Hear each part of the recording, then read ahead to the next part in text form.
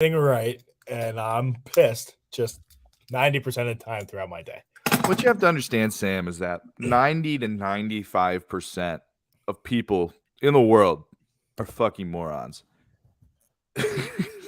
They're just dumb. It's crazy. It's crazy town. I don't know. Let me push the pod and then we can get this bad boy on the road. Ding, ding, ding, ding, ding, ding, ding, ding.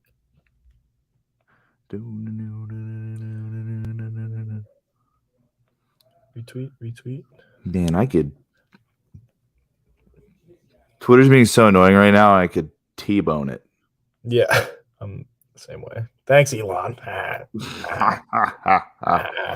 Talk about the cocaine. We're getting requests to talk about the cocaine in the Coca-Cola. Oh, good. Yeah, we can talk. Which about I'm that. sure we can tackle at some point. Yeah, we can. I'm chilling. We got like 7 viewers in here. Let's do the thing. Let's do it. Yeah. Get ready for some Philly sports talk. Sixers, Phillies, Flyers, and the Birds.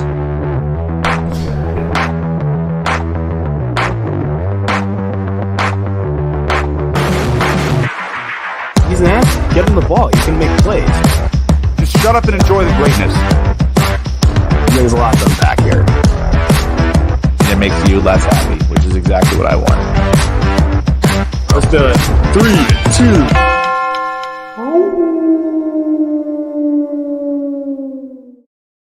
Philly! Hello, everybody. Hello, Philadelphia. Welcome back once again to yet another edition of the Wolves of Broad Street podcast. As always, my name is Ryan Conway. Joining me here is my illustrious co-host and wartime consigliere, Sam Glavin. And of course, we have our incomparable producer behind the glass, Seamus G, cooking shit up for us behind the scenes. Woo! Has it been? Has it been a couple of weeks since we last spoke, Samuel? Of course.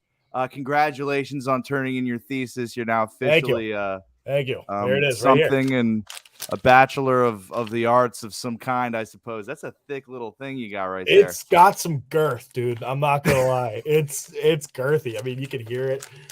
I mean, you could discipline a family of 4 with that. You could run a household with that. You could, yeah.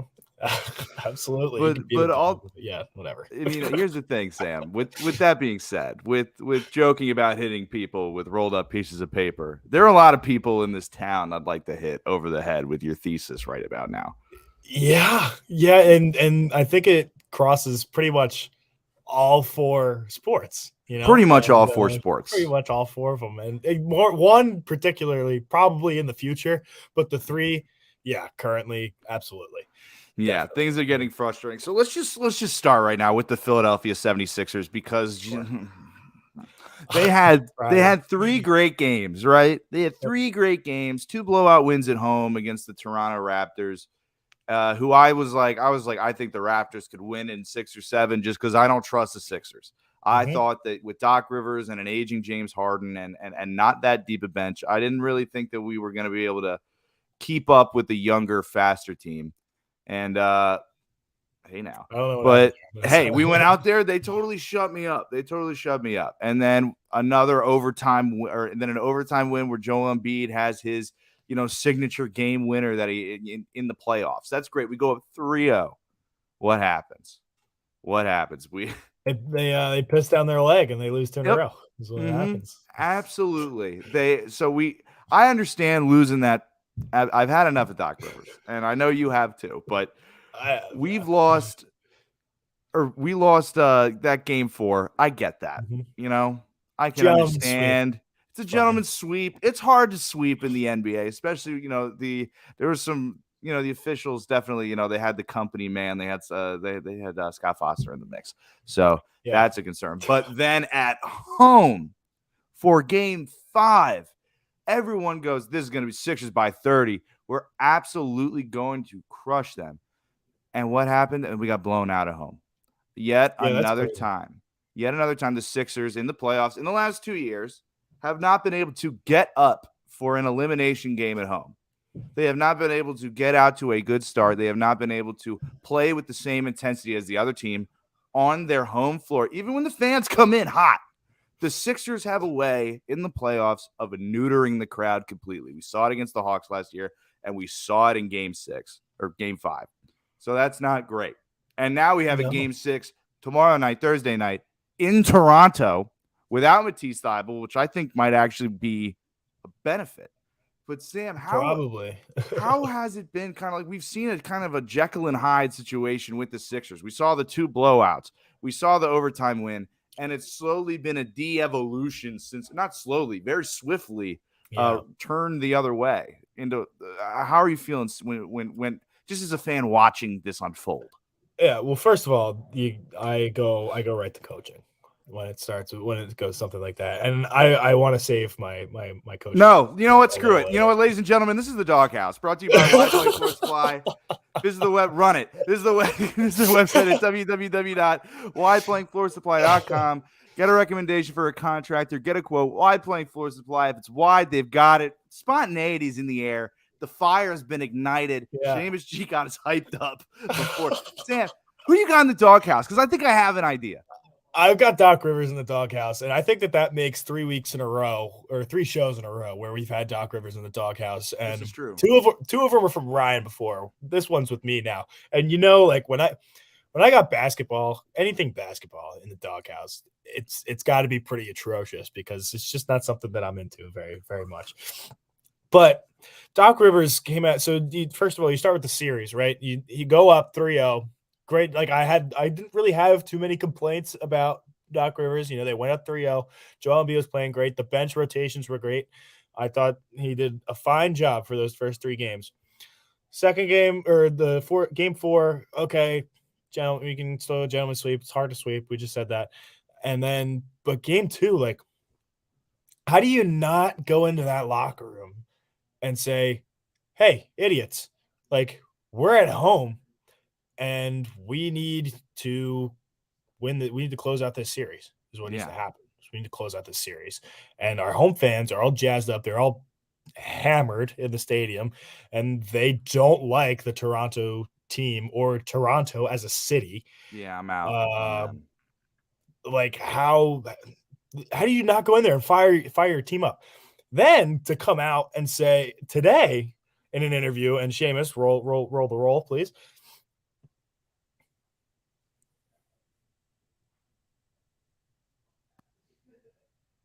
Well, it's easy to use me as an example, but I wish y'all would tell the whole story with me. All right. My Orlando team is the HC. No one gives me credit for getting up against the Pistons who won the title. That was an HC. Go look at that. I want you to go back and look at that roster. I dare you to go back and look at that roster, and you would say, what a hell of a coaching job. Really.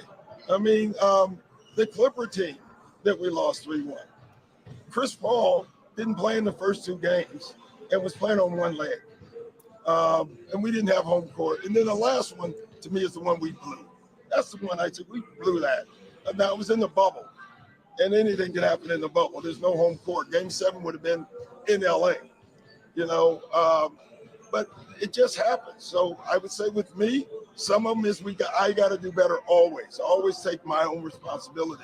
And then some of it is circumstances happen. This one, let's win it, and we don't have to talk about it. That last part right there. Oh, I always take my own responsibility. I always take my own responsibility. What was the first thing he said was, look at that number 8 seed Magic roster. Look at how bad those guys were. He didn't say look how bad they are, but he said, quote, look at that roster, insinuating that it was not his fault, that it was the roster's fault. How do you continue to make it about yourself? How do you continue to make it about yourself? You have to. The media is asking, like, hey, dude, like, this has been a trend in the past. Like, how do you got to overcome that? And all you have to do is talk about the players and what you need to get done to win this series. That's all you got to do. It's the classic media line. Hey, we just need to focus up. We need to get ready for this game. We got practice right now. I should probably go and run this practice so that we get ready. But yeah, we're going to do our best to take care of business the next day. Boom. Company line. Like it's easy money. That easy. I just don't understand how you can, woe is me. Like I I can't believe you guys don't give me credit for having such bad teams, and I like it blows my mind the lack of accountability. And accountability was something that he brought up for his own argument. Like, it makes no sense to me, Ryan. It's like devoid from reality a little bit, and it's because he sounds like me when I give somebody advice. And I go on this whole thing about, how you got to do this and do this. And then I go, what the fuck do I know though? Like, yeah, it's sort of like that, where it's like, you say all this, and you're like, oh, but it's fine. And, but whatever. And it's like, no, I mean, what did you just say? What were you just saying? And I pulled up that 2001 Orlando Magic roster. Good. Glad you did. Look, all right. I mean, no, that's disingenuous. They had a rookie Mike Miller, but they also had a 6-year Grant Hill, one of like the best players of that era. And then also a 3rd-year Tracy McGrady, who was electric as soon as he stepped into the league. Yeah. And here's the thing. That Pistons team was good, but it was not anywhere like near as talented as that Lakers team. That Laker team was obviously, they had their own issues that they had to kind of battle through with Kobe and Shaq. So seeing this Orlando Magic is just, I don't care. I have no sympathy for Doc Rivers. He has been given so much talent and so many different coaching jobs. And the fact that, okay, sure, he didn't even blow a 3-1 lead, but just losing in the playoffs. He's got the worst record in closeout games. It's problematic. And Doc Rivers gives more of a spirited speech when he's defending himself than when he's talking about the team, or even when he's defending one of his guys. Other than actually when he was defending Ben Simmons last year, might be the only time I've seen Doc Rivers this fired up, which is so funny because look how that fucking worked out. Yeah. So it's a problem, man. It's a problem. But look, if Doc, like I said it before, we win a championship. Doc Rivers, fathead, over the bed. He's my favorite coach ever. Winning cures everything. But when you lose 2 straight to an inferior roster, to a coach that can't get out of his own fucking way with the complaints, who should be fine, by the way. Nick Nurse should be fine by the league. Yep. Doc Rivers is seriously having issues. He's having issues. Yeah. He's very clearly insecure, and I would be too. Mm-hmm. I would be too. It's very clear. The one thing that you got to do to make everybody shut up is win a fucking basketball game. Like, don't blow a 3-1 lead. All you got to do when you blew 3-1 leads in the past, all you had to do was score. Not only just win one more game, you just had to score one more point than the other team. Just one. Just one more point. And then, you got Doc Rivers. Like, I just don't like bringing up the bubble and like. Look, is that like a semi reason? Sure. It was weird, but it was weird for everybody. So yeah. And then also that discredits the teams that ended up beating him as well. So it's everyone's fault but his. It's weird. It's weird. And he's like, and I always have to be better. And it's like, well, you don't really seem to actually feel that. No, you don't. Yeah. And it's incredibly, incredibly frustrating to constantly listen to. Like, yeah, all right, you know what? He said one. If it's one thing if he says that like one time, he goes off on his rant and then never says it again. He's like, I realized I fucked up. I shouldn't have let my emotions get the best of me, like at the press conference, whatever. But it's constantly now. It's constantly, me. Well, history says otherwise, big guy. Like, I mean, well, yet history says, yeah, it is you. Like, you're the problem. So, like, stop trying to defend yourself. Like, it's right there in front of you. And I get, you have the most. Yeah. I get the Philly media. It's like you want to give a little pushback because you don't want to get walked all over. Yeah. By the media in this town, especially because, like, look, Philly media is tough, but it's also just full of a bunch of little weasels. Yeah. So like it's not fun. You're getting hit high, you're getting hit low. Like so I understand Doc wanting to kind of defend himself, but I was talking more about Mike Sealski. But he is a weasel. He's a weasel. I ever tell you that story? It's probably an off-air story. It's an off-air story. Yeah, man. It's. I get wanted to give a little pushback and not shy away from the question, because if you do shy away from the question, then they're going to be like, Doc Rivers refuses to answer the Philadelphia media's question about his own shortcomings. Like, is this proof that he's imploding mentally as a person? Like, that's leading in the Inquirer today, if that's what he does. So it's a difficult balancing act, but that whole fucking diatribe running through every list of every series was a little embarrassing and a little desperate. They're saying, just say, hey, look, I know, I get it. Like, I've been unfortunate in the past. This is a different roster. This is a different team. This is a new year, and I'm looking forward to shutting down that rumor or shutting down those thoughts. That's what you say. That's how you respond. It's so easy, and I understand. I understand this is where Doc can't get out of his own way. This is where the Doc's head, is so big he can't walk through the door. It's and he still thinks it's fine because the door is too narrow. It's not that his head's too big; it's that the door is too narrow. It's not his fault. Nope. The ceilings are too low. The fact that the line that led the Philadelphia Inquirer today was about Doc Rivers and not about how Joel Embiid is injured, like the number one player in the NBA right now is injured, and how they got to try and win this fucking series with a 75% Joel Embiid, maybe a little less. Lord knows. I couldn't even tell you. You'd rather. He had that 33-point performance to close out the OT game, Right. and that's when he got hurt. Maybe he just playing off adrenaline there. The Lord knows where he's at, but I don't know. That's definitely should be more the story. This is what I haven't heard a lick about it. Haven't heard a lick. It's all been Doc Rivers and then Ben Simmons. Right on. Doc Rivers and this one other guy who I have in the doghouse. This might be on record as the longest doghouse ever. Could be. Also, and rightfully so. Yeah. And rightfully so. But I'm going to go ahead and throw James Harden in the doghouse. Just like a little kind of pat on the ass into the doghouse. Nothing aggressive. Light a fire under his ass. Why don't you? Yeah. Yeah. Because look, man, he came to Philly. Seamus G said in the little private behind the scenes chat, just like James Harden, nothing aggressive. And that's true. And that's true. And Joel Embiid even said, I need James Harden to be aggressive. And who does Joel Embiid say it's on to get that aggressiveness out of James Harden? Doc Rivers. So these two motherfuckers are intrinsically linked in my mind at this point. So James Harden, I understand, dude. I don't know what hamstrings are supposed to be like, but his is not like that. Whatever, I'm gonna tell you right now from experience. I ripped my hamstring in half a little over a year ago, and it's still not better. What kind of phrase would you be like? Oh, his hamstring's destroyed. It's like X.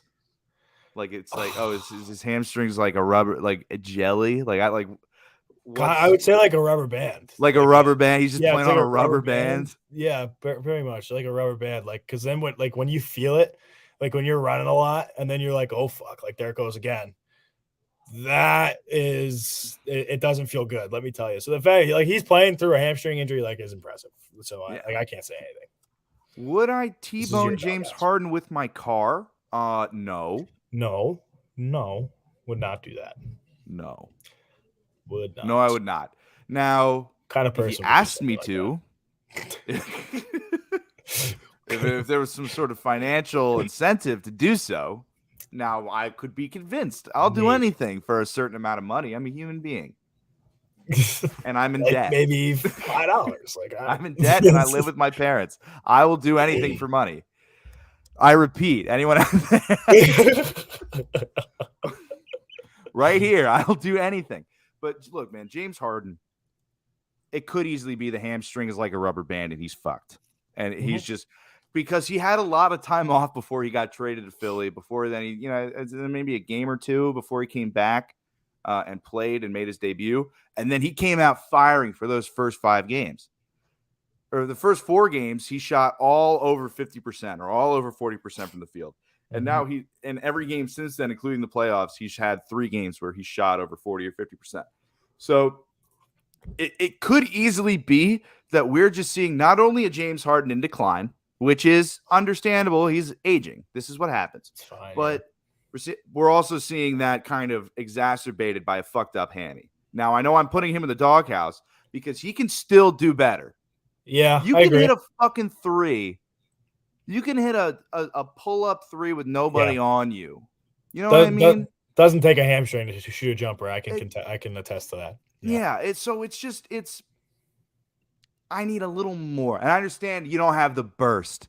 Why are you dribbling out the entire shot clock and tossing it to Joel Embiid at the top of the key, who can't ball handle against smaller guys to save his life because they're right down at like hand level for him, and they just they're at his waist. Like it's literally like he's walking around and it's like he's carrying candy and like the kids are like grabbing at his pant leg. And they're like trying to get something out of his pockets. It's the same thing when Joel Embiid brings the ball below his chest. So, and then when it's a pressure situation like that, it's problematic. So I need James Harden to be aggressive. Hey, maybe look, you don't have to be 100% top speed all the time, but I do need aggression in the right moments, and I need execution more than anything else. James, I don't love putting you in the doghouse. I don't love this move, but as it stands right now, I don't want to give you an extension. I don't need you at a max deal until you're 37 years old. And this is what you're giving me in the first round of the fucking playoffs. I can't do it. A player option, we could do the player option. We could do the player option, give you a full off season to rehab, and maybe we're good.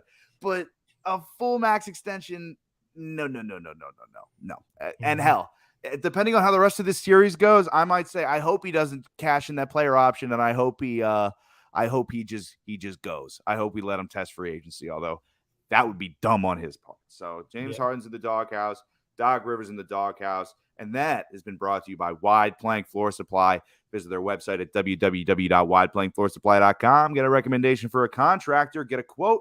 Wide Plank Floor Supply. If it's wide, they've got it. Go check out their showroom in KOP, Russia. Now, Sam, any updates? Any news on the Wide Plank front? Or just business as usual. Just business as usual. I mean, it's gym floor season is rapidly approaching. So it is gym floor season. Yeah, rapidly. You get a lot of wide plank orders for a gym floor? No. See, I think that should be. I feel like that should be more prevalent. Like if I were to own the Sixers, I would want my basketball floor to be wide planks. Yeah, I get where you're coming from. Don't get me more wrong. More surface area. I feel like it's a more consistent dribble. Look, now this is just me. This is a layman. So yeah. I think if it were, if money weren't a thing, then yeah. Like, well, money's no object in this scenario. A wide plank basketball floor would be ideal. That'd be sick, but it's. Could you get me? It's expensive. The wide floor made of like just 2 planks. Do you think? Just 2 whole planks. Just 2 massive You know what? Never mind. Sam they would get no bounce.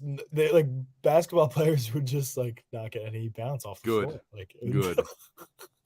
Level the playing field for people like me.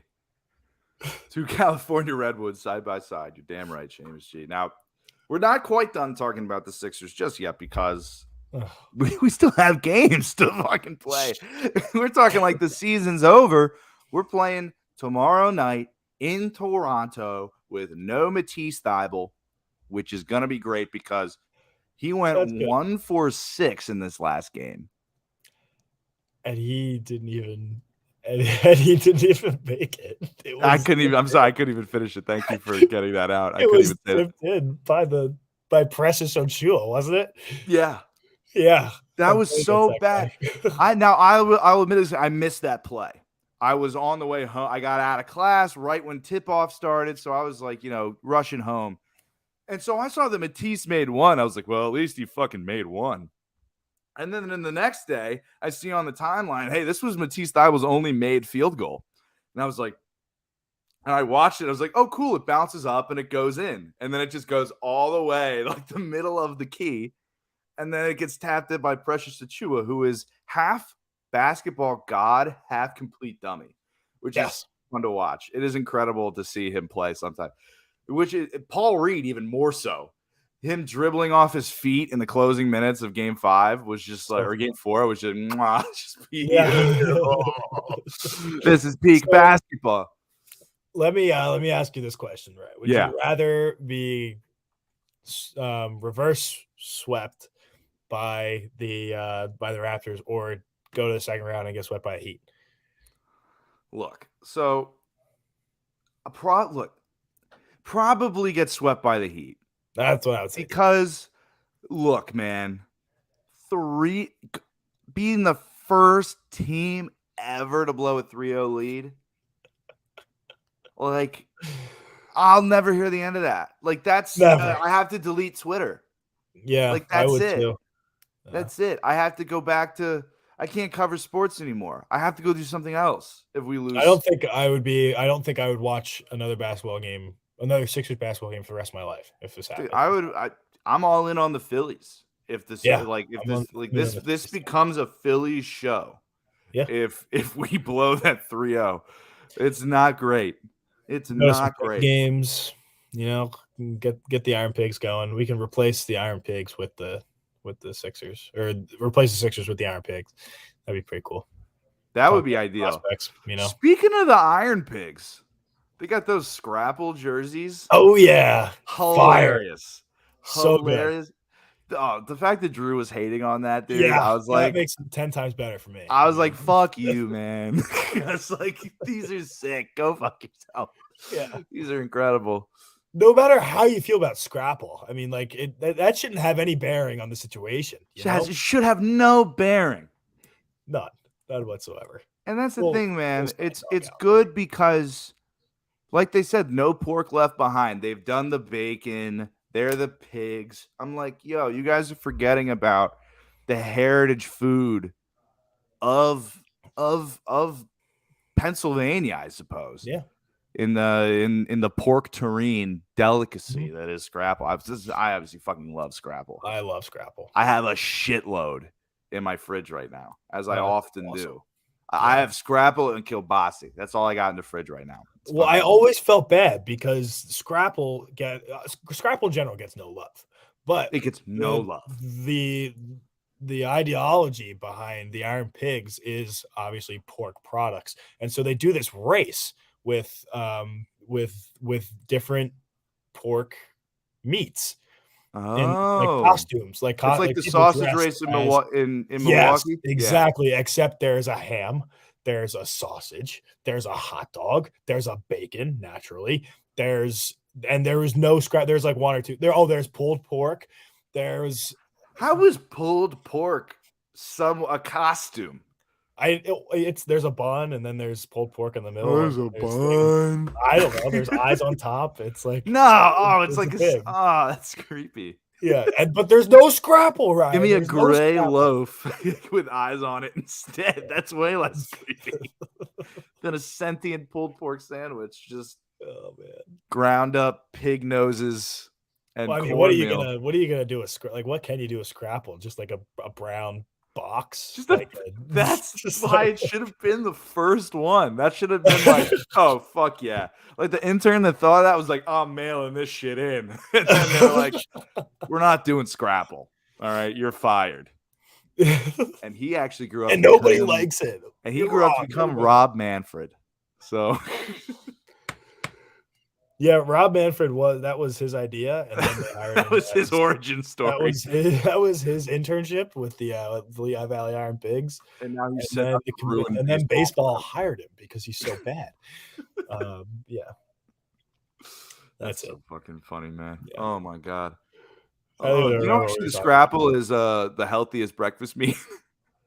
Is it actually? Fact. Yeah, because it's got the lowest fat content because it's mostly cornmeal. Actually, so instead of just eating a greasy ass bacon or sausage, I mean, I'll do both. Probably, I do Scrapple and then something else. Yeah, I do both. Which I guess therefore makes it incredibly not healthy, but which is fine. Who cares? Neither's being a Philly sports fan, Sam. Yeah, neither is being a Philly sports fan. Speaking of Philly sports, as this is a Philly sports podcast.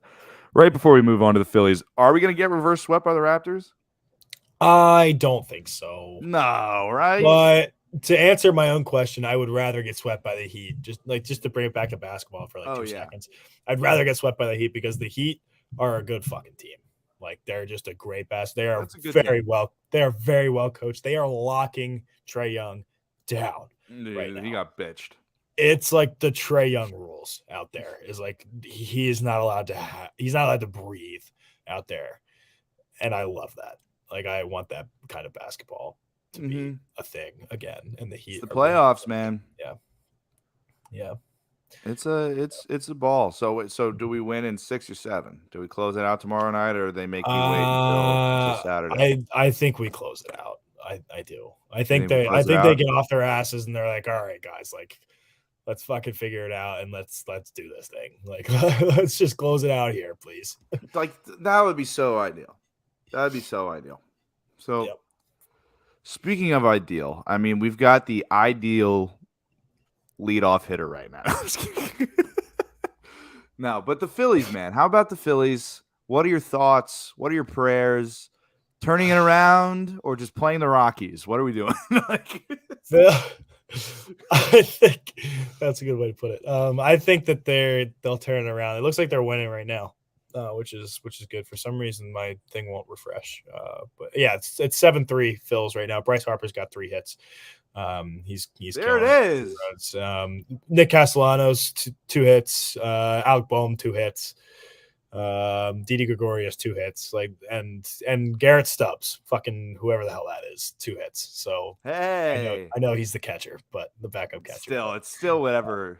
It's still whatever whoever he is. Whoever the fuck it's that bad. is. Yeah. Odubel Herrera also has a leadoff dinger, which is hilarious. Yeah, it was a leadoff. Can we just get this thing out of the way? Like I don't want to spend too much time on Odubel Herrera because he shouldn't even be on the fucking roster because he's so bad at baseball. He's not even that good. But like the fact that people are still like, I know what he did was bad and heinous, and I don't like. I was with the people that said, yeah, like he probably should just get released, but they didn't release him because they were like, oh, but this guy, like, he's like a big help to our organization. Whatever, I disagree, but he's here, right? Like, and it's been 3 years, 2 years.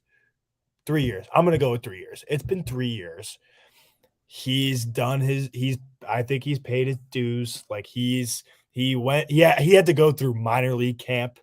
He made it through minor league camp again. Then started out in AAA this year as like an 8-year guy. Started out in AAA. Crushed it there. Came back when we needed a center fielder because for some reason they keep getting hurt.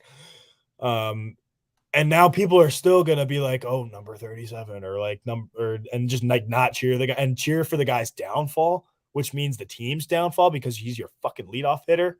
And we're still gonna do that. That's insane. Like, I'm not gonna root for Odubel Herrera to be in the lineup. Like, oh yeah, I love that guy. Like Odubel Herrera, like, he's so good. Like, I would never do that because 1, he's not good at baseball, and 2, like obviously he's a shit person. But like, when he's in the lineup, I'm not gonna root for his downfall because that means the downfall of the Phillies. Like, yeah, can we just get that through our fucking heads? Like, sometimes you have to bite the bullet on a guy you don't like, right? Yeah, it just makes no sense to me. It's a thing, and my issue is like I am so oppositional defiant.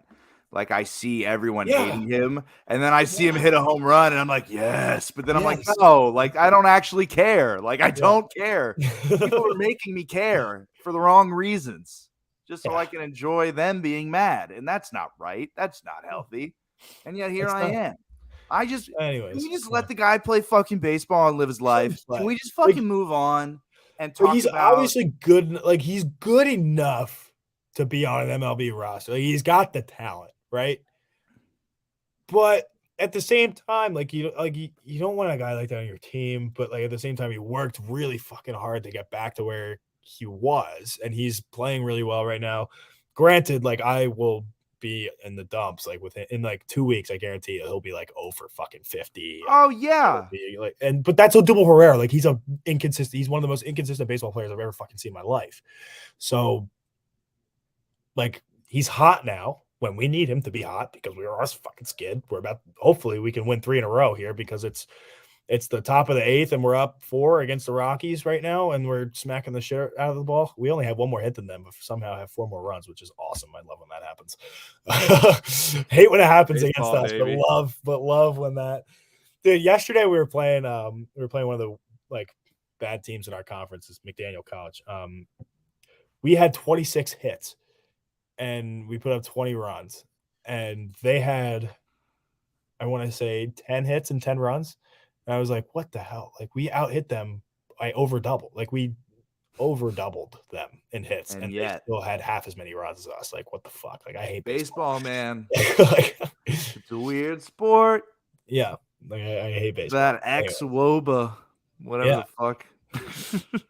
Some guys that they're playing really well right now. Bryce Harper's on a bit of a hot tear right now. Not hitting like the balls out of the ballpark, which ain't ideal, but he's barreling baseballs, which is fine. Talk about barreling baseballs, dude. Nick Castellanos, man, he has been awesome. He's been the most consistent player we've had so far, which is what you pay him to do. I mean, you pay him to hit 315, right? So whether it's gap to gap, like doubles and just singles and doubles, or it's like home run, like you mix in a home run every now and then, you pay him to barrel baseballs, and that's what he's doing right now. So you like that signing so far. Seamus, she's asking me a question. You go Franco, Hoskins, Herrera, and rank them. Oh shit. All right. So I would go, oh man, that's a tough question. Hoskins 1. You go Hoskins 1. Yeah, I think that we can agree on that. No, actually, Maikel Franco number 1. You asked me that. If you asked me that question in 2018, 2019, I'd probably say Maikel Franco. Yeah, solely because of that GIF. I mean, like, that's so great. I think it goes Hoskins, and then if you want consistency, I think you go Franco. I really do think you go Franco and then Herrera, because Herrera, like, Franco will at least give you a great third base and like us and just 250 all the time. Yeah. He'll basically go 1 for 4 every fucking game he plays. Herrera will either go 4 for 4 or a golden sombrero. Like, I don't special. Yeah. And apparently apparently he just like totally fucked up on a pop-up. Yeah, and there you have it. Like, and his blunders in the infield are all mental. Yeah, no, like, yeah, he's just like an idiot. He's just an idiot. He's a moron. And I would have been happy with him being gone, but he's fucking here. But he's here. Basically, he's keeping Mickey Moniak's seat warm, is how I'm looking at it. Exactly. And if people are reading into it like, oh, Joe Girardi's going to have Batman lead off all season long and the sky's falling for you, it's because you don't like him. It's not because of anything baseball related. It's just because you don't like him, and that's okay. You're entitled to that. But let's not conflate the two. Let's not do that. Mm-hmm. We can do that. We can easily avoid it. So it's fine. It's super easy. It's super easy. And I don't really know. I haven't been very good at keeping track of like who's injured and who's not. Like, I don't know what Vierling's situation is. I know Moniak is still nursing that stress fracture, which stinks. Why isn't Bryson Stott playing more? Is he hurt in the minors? Why? They sent him down. That makes zero fucking sense. Bohm is mashing. He's mashing, but he can't play defense. Bohm is mashing. Camargo is mashing. I get all that. Stott was ass. Stott wasn't terrible. You gotta get him the at bats. You gotta get him. I know, league, dude. I know. But when you got Bohm mashing, I know. You gotta have him. I know. You're right, Seamus. That is why they optioned him for. It is because of the at bats. You're right. They're not big league at bats, but at least he's swinging. They're not big league at bats, but at least he's swinging the bat. You're right. And we know how good he is. It's just my selfishness, like wanting him to be in the fucking lineup over that guy who. How do you think I feel? Bohm is fine. He's fine. How do you think I feel? Scott Kingery wasting away. Oh man, my Twitter friend now. Yeah, did he follow you? No. Ah, damn. That was funny as hell. Okay. I got roasted so bad when I walked into the Gambler with that fucking jersey on. I'm sure you did. I mean, I took the backpack off, and Chance was like, "Are you fucking serious right now?" That's awesome. I'll never forget when you bought that jersey. I walked in, and I had a few beers. Like I had more than my fair share of beers, and I knew you had your fair share of beers as well that day. And I see you go up and be like, hey, can I get a Scott Kingery jersey? And I see them making it on like the press thing or whatever. Yeah. And I see one on the rack and I'm like, is he custom making a Scott Kingery jersey? Like, are they going to charge him for a custom jersey for a Scott Kingery jersey? And I didn't say a peep. I didn't say a word until that would have killed my whole vibe, dude. That would have killed. You walked. I don't even think I said anything to you that day. I think no. And you're like, hey, did you get that custom made? I was like, oh yeah, they had to make it because they didn't have my size. And you were like, I was like, thank God. And then Kapler got thrown out of that game while we're standing in line, and I'm screaming in the Majestic Clubhouse. Yeah, that was great. Back when it was the Majestic Clubhouse. Yeah, R.I.P. R.I.P. Majestic. Yeah, man. Phillies, bro. Phillies are. Yeah. So the starting pitching is like kind of another thing that we have to talk about. I mean, it's definitely worth discussing. So it's either been money or not so much. So there have been a couple of really, really, really good starts. Nola had a really good start the other day. That was the Angel Hernandez day. The game henceforth known as the Angel Hernandez game in terms of Phillies baseball, at least. I'm sure there are many fan bases who have that day marked in their brains of a of a game for their franchise. I will never forget that. And it's all because, one, Angel Hernandez was so bad. Two, Aaron Nola was shoving. And three, Kyle Schwarber. Kyle Schwarber, giving it to him. He's the man. I didn't know anything about kind of like what he was about. I mean, obviously I saw he was kind of a meathead looking dude.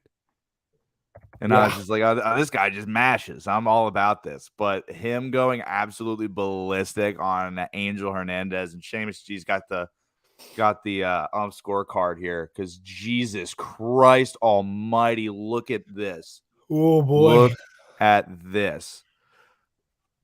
I mean, he just looks like that is a Centennial Conference umpire zone right there. Yeah. And he is in the MLB. And sued the MLB for not getting any playoff action or World Series action. He sued them for discrimination. Like, hello? Mm-hmm. First of all, how do you sue if you are of Hispanic descent? How do you sue for discrimination in Major League Baseball? Because he thought that he wasn't getting the World Series jobs because he was Hispanic. I guess you're right because all the players are Hispanic. All of the fucking players are of Hispanic descent, and pretty much they everyone love them. Like, Bryce Harper is actually Venezuelan. I don't know if you. Like Odubel Herrera, that guy. Wait a minute! I thought he was from Frankfurt. Yeah. I thought he was from Northeast. Anyways, I thought he's from Mayfair. It's just like people's mindsets and things nowadays just really makes me laugh and angry at the same time. It's just so funny. But I don't really want to talk about Angel. Angel Hernandez was terrible. Kyle Schwarber gave him the business. It was awesome, dude. It was just great. Yeah, Seamus, he's 6 inches off the fucking plate. Like, it was terrible. Up here for both sides, dude. Fucking horseshit. I saw somebody say someone said describe what's happening here, and someone quote tweets it and goes like an Italian having a normal conversation. And I was just like, actually, no, I got a personal story. I got a little story. Oh, here we go. We're throwing this in the mix. So I'm doing one of my classes in grad school is just like an interactive video thing, and it's really fun. I say I'm going to use it for journalism, but it's really just me and my buddy making funny videos with different endings. But our most recent project is called The Score, and in it, we played 2 retired drug runners who have to make one last score before retirement. And I, of course, slick the hair back, throw the tracksuit on. Nice. And, I get the chain on in the video. And I hear this one chick in my class as we're showing our rough cuts on Monday night. She just goes, he looks Italian-American. And I go, I am. I'm like, and she is, I don't know what, I don't presume to know anybody's any ethnicity of any kind, but I was just like, what if I just said like, hey, you look fucking this? Like, it's like, what the fuck was that? I was like, and the rest of the class, I said, I am. And the rest of the class laughed. And I was just like, what's happening here? This is real life. She was on the money, but I was like, at the same time, I was just like, why is that a comment like during feedback? I don't know. Awesome. I don't know. But regardless, Sam, we moving up in the draft. We going number 1 overall. Getting Sauce Gardner. We ain't even finished the Phillies yet. You already There's nothing left to say. You're right. I mean, they just got to figure it out. Girardi stinks. I mean, I've never seen anybody manage a bullpen the way he has. He's terrible. Props to Camargo for being a stud, like Torres kind of last year, but a little bit better. He's been awesome at the plate in the field. He's been great. And as much as I hate it, like Alec Boehm's been mashing baseballs. I mean, I don't hate that he's mashing baseballs. I hate that how bad he is at defense and the fact that we still have to put him in. Like, that's how important hitting is. Like they have to have him in the lineup. Yeah, because of how well he's playing right now. It doesn't matter how many ground balls he lets through his legs or he kicks off his fucking chin. Like it's crazy. He mashes. Unreal. One home run. Yeah, and he's got one an RBI run tonight. per error. Dial it up. It's what this team needs. I guess. Infield single RBI. Get the fuck out of here. Is that what does that mean? It just means that nobody was able, like somebody fielded it cleanly, but he like still was safe. He just beat it out. Just beat it out. It's probably a Sometimes chopper. that happens. It's like a swing and bunt. Yeah. He's just a gazelle out there, I guess. Like a fucking giraffe. He just kind of looks like a giraffe, doesn't he? He's got a giraffe chin. Yeah. Just kind of looks like him. I don't know. Of course, bases loaded too. Yeah, because that's what you want out of Alec Boehm is a swinging bunt. When it's bases loaded, you don't want a gap-to-gap double. You want no. swinging bunt. Yeah. Whatever. Yeah, you're right. There's nothing left to talk about the Phillies. They just need to figure it the fuck out. The lineup. They do. Long season. And, it's still April. It is still April. And I know it's been 19 days since opening day. The last couple of weeks I've been saying it's spring training. It's opening day now, I think. It's opening day. Is it this weekend against the Mets? I think it's opening day against the Mets. That's the real opening day. That's the real opening day in my eyes, yeah. So I'm looking forward to it, man. I hope we throw at their batters. That was insane today. Like, dude, I think the Cardinals pitcher, the Cardinals pitcher that was in that hit Bryce Harper in the face, hit a Met in that game earlier. This guy fucking sucks. Genesis Cabrera has to get out of the league. If I know your name only because you've hit people, you got to you have to go. I'm sorry. That's a good point. That is a good point. Yeah, man. Yeah, that's basically it. But I don't even know what. I mean, yeah, like I guess they threw it his head, but I don't know why you know what? We're not talking about it. Let's go to the Phillies or go to the Eagles. I'm sorry. Because we got draft talk, Sam. We have draft talk. We have 2 first-round picks. Yeah. And so I've been seeing, I think we got to start with this, right? I've been seeing in a couple of different mock drafts that we are possibly going to take Jameson Williams with that first pick. And I do the same face, Ryan. I do the same fucking face. I had 3 people come up to me today and say, "Hey, Jameson Williams, how you feeling?" And I am like, I'm scarred because of a guy named Sidney Jones, who was supposed to be a first-round pick, and then he dropped all the way to like the first overall pick in the second round. And then they're like, "Oh, well, if he wasn't injured, like he'd be like in reference to Jameson Williams, if he wasn't injured, he'd be a top 5 pick." And I'm like, "Well, he is injured, and it's not a fucking easy injury to come back from either. ACL, was it ACL or Achilles? I can't remember. I believe it was ACL. I think it is ACL, and that's what made me feel a little bit better about it, because Achilles is much harder to come back from than ACL. Dude, Achilles is fucked up. Yeah. So, I don't know. It's concerning. I heard something interesting today. This is a way of looking at draft prospects, and this actually comes from Zach Berman of The Athletic. He hopped on our former friend, now mortal enemy, Kyle Pagan's podcast over at Crossing Broad. And he was like, if you have to talk yourself out of a player, take that player. If you have to talk yourself into a guy, if you're actively talking yourself into a player, don't do it.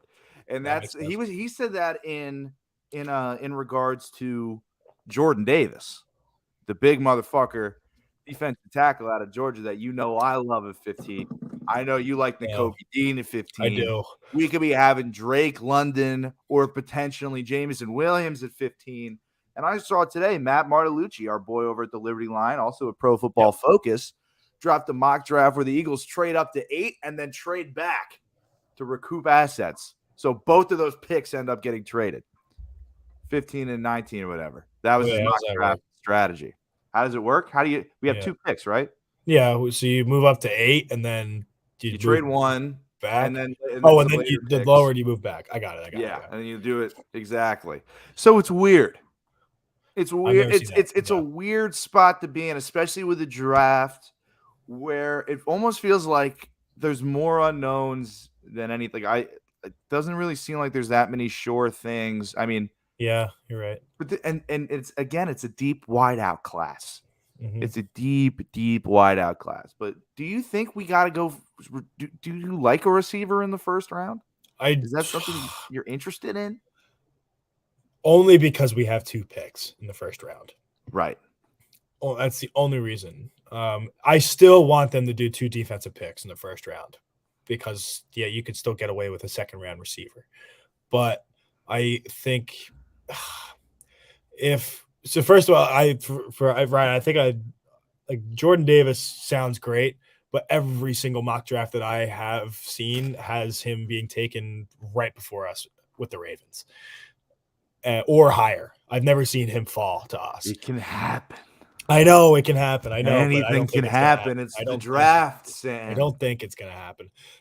But at the same time, I also am becoming a little more lenient to the fact that we don't have to take Nakobe Dean with that 15 pick. We can wait until the 18 one. Is that the other one that we have? If we really want it, because that's the guy that I really, really want. But I haven't seen anybody take him before then or even after the 18 pick. Really? Yeah, which is insane. But I would really like to have Nakobe Dean. So maybe get it out of the way early and secure it. Or you can Vontae Mack no matter what situation. Yeah, Vontae Mack no matter what, I guess. Yeah, you know what? Yes, that is my official stance. Is Nakobe Dean no matter what. That is I'm sticking with it. You get him on the team. Because you know what? You just reminded me with that Berman guy or whatever. He's like, if you have to talk yourself out of the guy, then you should take him. And that's what I just had to do because of the stupid wide receiver stuff. And I just had to talk myself out of not taking Nakobe Dean to try and get a wide receiver. I'm not fucking doing it, Ryan. So Nakobe Dean, no matter what. Vontae Mack, no matter what. There it is. That's the Glavin draft statement right there. I like it. Now here, I want to run this one mock by you. Vic dropped one as well, and he had his trading up to number 8 for Derek Stingley Jr. at LSU. I mean, obviously that's fucking sick if that can happen. I mean, Derek Stingley Jr. paired with Darius Slay, that sounds fucking incredible. That's kind of insane. And then what's next? Then at 18. Drafting Chris Olave out of Ohio State. Yeah. Holy shit, right? Yeah. That's spicy. We're in a situation where it's not that it's foolproof, and we may not walk out with the best player with the best value, but it's almost like there's such an amount of players that are basically 15 overall picks in any draft, but it's just depending on need. There's a lot of need dependence going on with the draft this year, and especially with the uncertainty with quarterbacks. Who knows what the fuck is going to happen? I am so very much excited.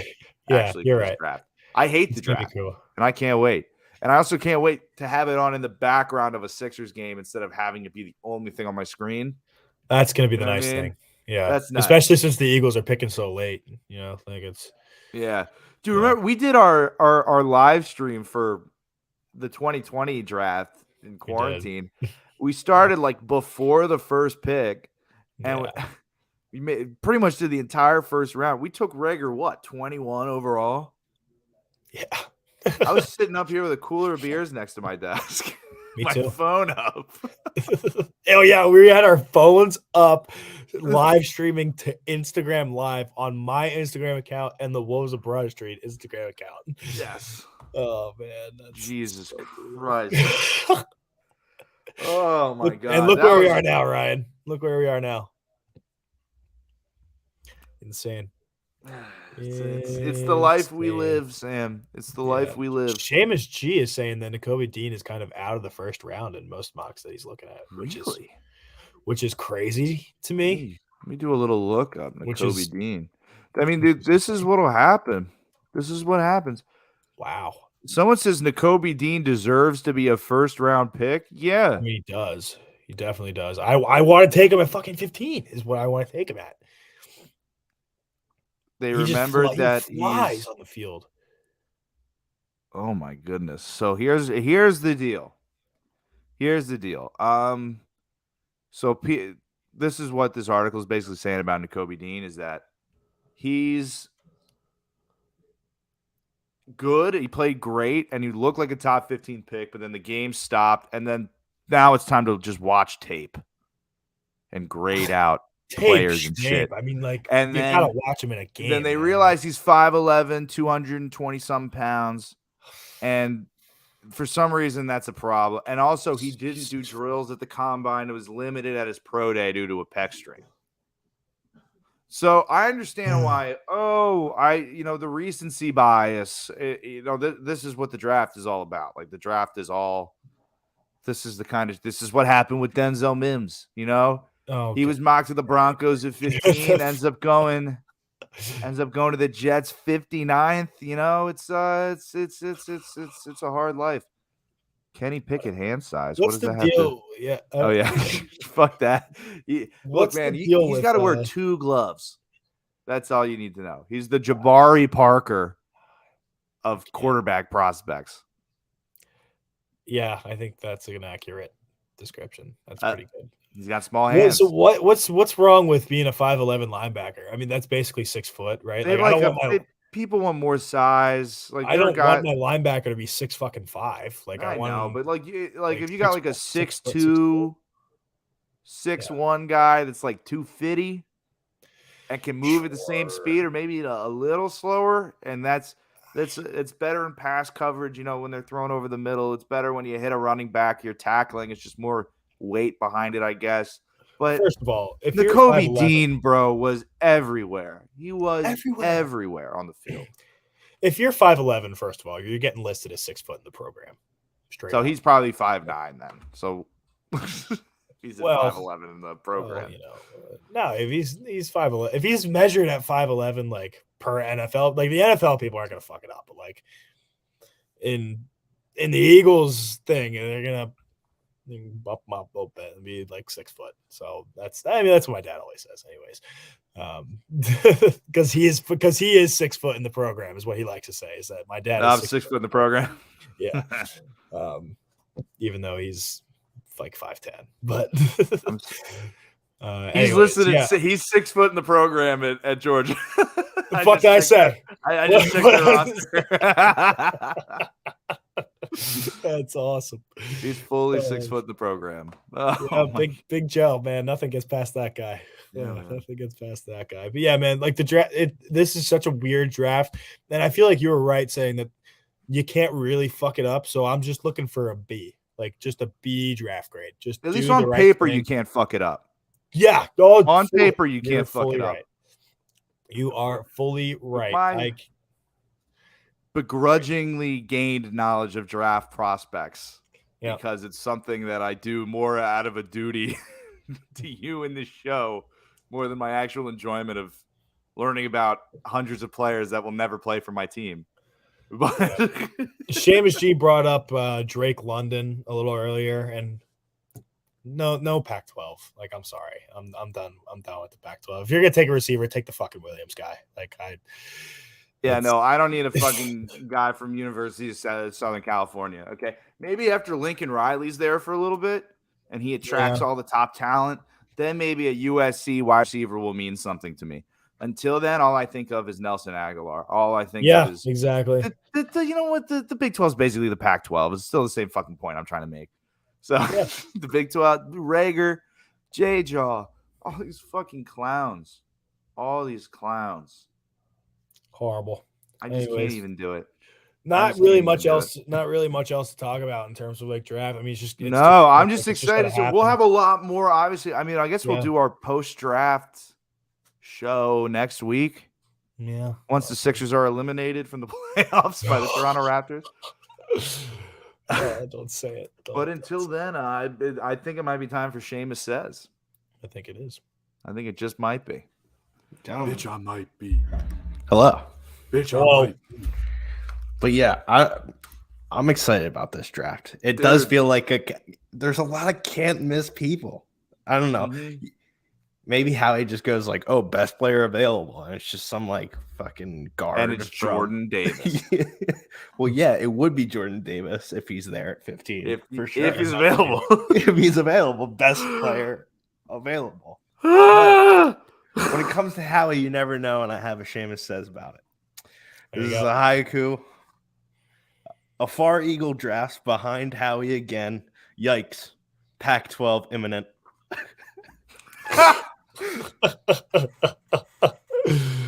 That's awesome. I love a good haiku. It's just packs a punch. Pac-12 imminent. Fuck yeah. Yeah, hit him dude. with it. That's Drake hilarious. London is going to be a Philadelphia Eagle on Friday. Is that your Oh no. Is that your pick, dude? No. All right. No, not who you want, but is that your Howie Roseman if you were a betting man? If I was a betting man, it would be Williams. Yeah, that's who I'd go with. If I was a betting man, it would be Williams. If I was a betting man. Or a trade for Stingley. Like if Stingley starts dropping, I'm going to get him. Go get Derek Stingley. Go get a corner. Oh my God. Yeah, it'd be nice. But Sauce Gardner. I mean, obviously he's going to go like top 3, but he just said that Darius Slay was a top 3 corner in the NFL, which is this mock draft has Sauce Gardner going at 7 to the Giants. I was gonna say the Giants. Yeah, that's what they fucking who did that mock draft? The Giants GM. Tankathon. Yeah. I have most of the Giants things that I see are like Thibodeau, that defensive end. He's been dropping. I thought he was just going to be the number 1 at the beginning of last year. But apparently he a little bitch. Yeah, apparently he just doesn't like football. Apparently, like he's just the Ben Simmons of football. That's awesome. I love these guys that are dirty at football and they hate it. Fucking 6'8", 315-pound animal. Yeah, he gets to the quarterback at any time. I don't like him. Doesn't want to. I don't. I was listening to some podcasts and they're like, he has more throwaway plays than any other player in this draft. And that means that you just give up on plays sooner than everybody else. I need to see, this is why I wish I had access to like tape, but that people cut down for me already. Then I could just tell them to be like, hey, go get all those Kayvon Thibodeau fucking throwaway plays, and then I can watch them and laugh. Yeah, I would like that because those are great, man. Like those NFL "What Is You Doing" compilations or whatever, where they're just like, "What is this guy doing?" It's like the Bo Callahan, like, oh, what does he do on the next play? You see, once he gets pressured, he got rid of it. Yeah, but watch his feet. So, do people actually go to his birthday? Like, do people not like him because he doesn't play football, or like, do people go to his birthday parties at least? I forgot that plot point. That's like the whole thing. I knew that he was like a weenie, but I forgot that specific. Like, I forgot that nobody went to his birthday party. That's why they didn't take him. Strange, dude. No. That's what a fair. great story, right? You had to lie about reading the whole playbook. That's right. The only guy. I love the guy. I love the stories. Like they put $1 in the playbook, and they didn't find the dollar. Like they gave him like game film to watch, but it was like a porno, and they didn't watch it. That's not a real story, but that definitely that'd be a good one. That definitely has happened. Had to. Probably in the Dallas Cowboys locker room circa 1985. It wouldn't put it past them. I mean, feels right. Dallas Cowboys. Feels right to me. Right in that VHS, that's my source. Right in the VHS era, you know, like you pop the tape in the thing. Like, What's your source? I made it up. I made it up. I am the source. You're fucking looking at him.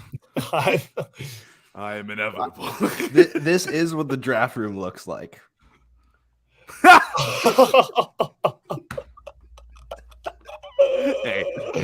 Hey, guys, we should totally draft. We should Totally draft. It would be so funny if you drafted this guy, dude. It'd be so funny. How funny would it be if you drafted Drake London with the number 15 pick in the draft? The Eagles select Drake London. They're like, who did that? Huh? How? You're leaning on the speaker button. Oh. And that's why that guy didn't shake Howie's hand after he was just really high in the corner and freaking out. He didn't want anyone to talk to him. The lore of the draft room. This is what I want to do, like a nature documentary on the Eagles draft room. Like I want to just narrate what's happening in there, but like obviously have it not be accurate at all. And the more screens you have makes you more of an alpha than the others. Now look here. This one only has a notepad, designating him as the room's bitch. All right. I think that's it. Yeah, I agree. Thank you very much, everybody. For tight 105. Tight 105, yeah. For listening to this edition of the Wolves of Broad Street podcast. My name's Sam Glavin. You can follow me at SamGlavin06. My wartime consigliere, Ryan Conway at Ryan Conway76, and Seamus G producing the show, pulling the strings behind the glass, cutting up the highlights at Shamelessly SG. Go check out the Liberty Line, thelibertyline.com, at Liberty Line PHL on all the social medias. Got a lot of great content going out right now. We're in Philly season. It's draft season. We got a lot of great stuff there. Buy a t-shirt. That'd be pretty cool. Check out the Wolves of Broad Street on all social media platforms at Wolves Abroad ST, especially those highlights and short reels that James G is cooking up for us that get thousands and thousands of views all the time, which is all the time awesome, which is very, very cool. And James G, close us down, buddy.